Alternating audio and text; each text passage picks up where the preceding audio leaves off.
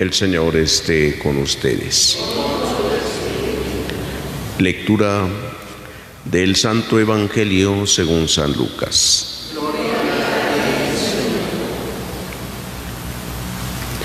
En aquel tiempo, Jesús fue a Nazaret, donde se había criado.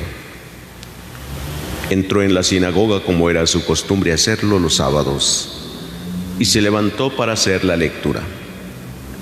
Se le dio el volumen del profeta Isaías y desarrolló y encontró el pasaje en que estaba escrito: El Espíritu del Señor está sobre mí, porque me ha ungido para llevar a los pobres la buena nueva, para anunciar la liberación a los cautivos y la curación a los ciegos, para dar libertad a los oprimidos y proclamar el año de gracia del Señor. Enrolló el volumen, lo devolvió al encargado y se sentó. Los ojos de todos los asistentes a la sinagoga estaban fijos en él. Entonces comenzó a hablar diciendo: Hoy mismo se ha cumplido este pasaje de la Escritura que acaban de oír. Todos le daban su aprobación y admiración, y admiraban la sabiduría de las palabras que salían de sus labios, y se preguntaban: ¿no es este el hijo de José? Jesús les dijo: seguramente me dirán aquel refrán: médico, cúrate a ti mismo y haz aquí en tu propia tierra todos esos prodigios que hemos oído que has hecho en Cafarnaúm. Y añadió: yo les aseguro que nadie es profeta en su tierra. Había ciertamente en Israel muchas viudas en tiempos de Elías, cuando faltó la lluvia durante 3 años y medio y hubo un hambre terrible en todo el país. Sin embargo, a ninguna de ellas fue enviado Elías, sino a una viuda que vivía en Sarepta, ciudad de Sidón. Había muchos leprosos en Israel en tiempos del profeta Eliseo. Sin embargo, ninguno de ellos fue curado, sino Naamán, que era de Siria. Al oír esto, todos los que estaban en la sinagoga se llenaron de ira, y levantándose lo sacaron de la ciudad y lo llevaron hasta un precipicio de la montaña sobre la que estaba construida la ciudad para despeñarlo. Pero él, pasando por en medio de ellos, se alejó de ahí. Palabra del Señor. Pueden sentarse un momentito.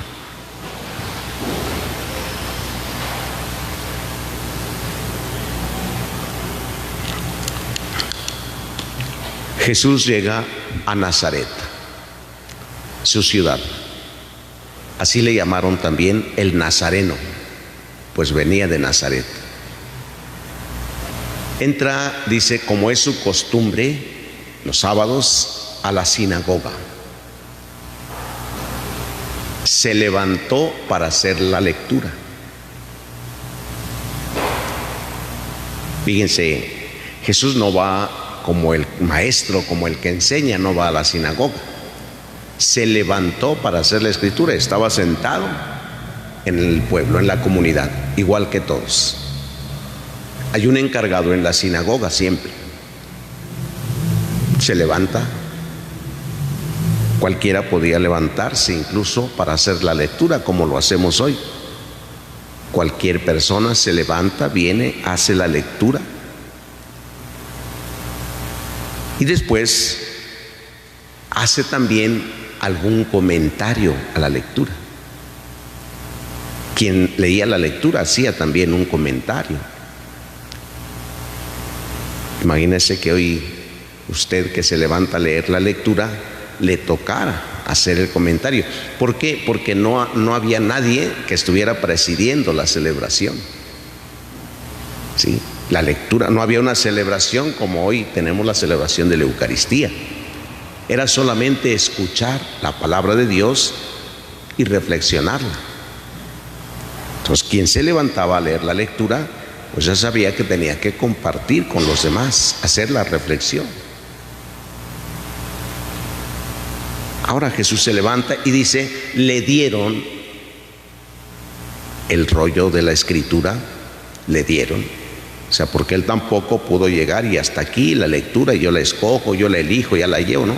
Le dieron el rollo con la escritura, con la palabra. El rollo del profeta Isaías, donde estaba escrito, el Espíritu del Señor está sobre mí, porque me ha enviado, me ha elegido y me ha enviado para sanar a los enfermos, para dar la libertad a los cautivos, para proclamar año de gracia del Señor. Cuando Jesús nuevamente enrolla el papel que le dieron donde estaba escrito esto, lo primero que dice es, hoy mismo se ha cumplido este pasaje de la Escritura. Todos se quedaron atentos. ¿Cómo se puede decir hoy mismo se ha cumplido este pasaje de la Escritura?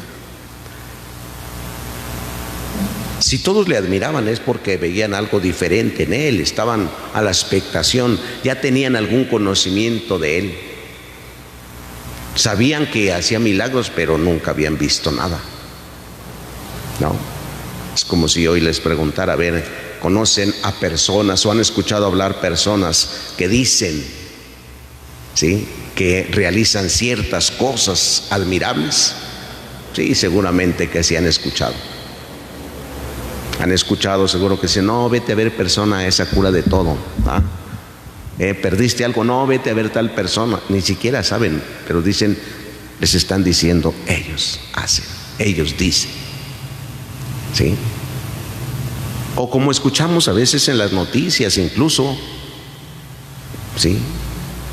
Cuando dicen los gobiernos hacen esto, los gobiernos hacen lo otro, pues a veces nosotros ni sabemos más que lo que vemos.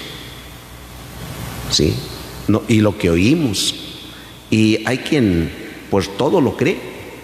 Hay quien todo lo cree de lo que dicen otros. Ni lo dudan siquiera. Es cierto. Así lo ponen como una verdad absoluta. De Jesús habían escuchado que hacía milagros, pero no habían visto nada. Por eso cuando escuchan hablar a Jesús, le dicen, a ver, haz unos milagros como hacías allá en Cafarnaúm, para que creamos. Lo admiraban, pero querían que hiciera milagros, y dice, seguramente me dirán, médico, cúrate a ti mismo y haz estos milagros aquí como los haces en Cafarnaúm. Ya en otro pasaje nos va a decir más adelante que Jesús no hizo milagros ahí en su tierra por la incredulidad. Esta gente no era capaz de creerle a Jesús. ¿Y por qué no era capaz de creerle? Porque no le escuchaba. ¿Escuchaban la palabra? No. ¿Oían? No. No le hacían caso a la palabra de Dios, porque eso era lo primero, lo más importante. Escucharle a Jesús. Dice, hoy se ha cumplido esta palabra que acaban de oír. No escuchaban.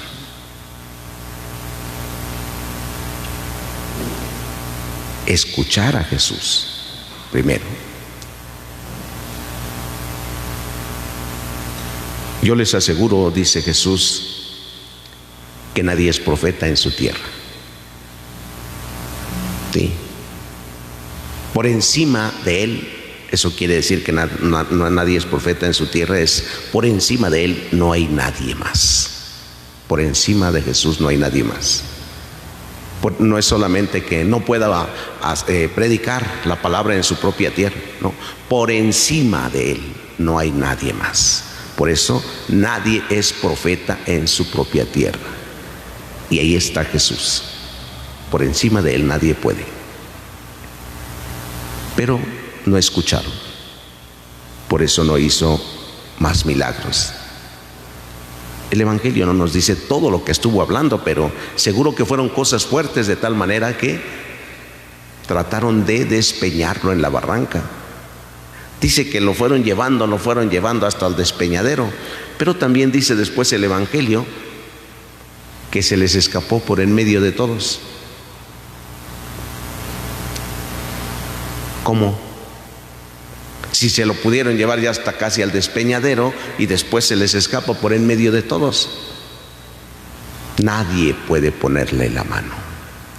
Eso nos enseña entonces que con Dios nadie va a poder hacer nunca nada. Ni siquiera la incredulidad de la gente podrá hacerle algo a Dios. Dios pasará en medio incluso de toda la maldad del hombre. En medio de todo eso pasará, y la maldad nunca afectará a Dios, nunca.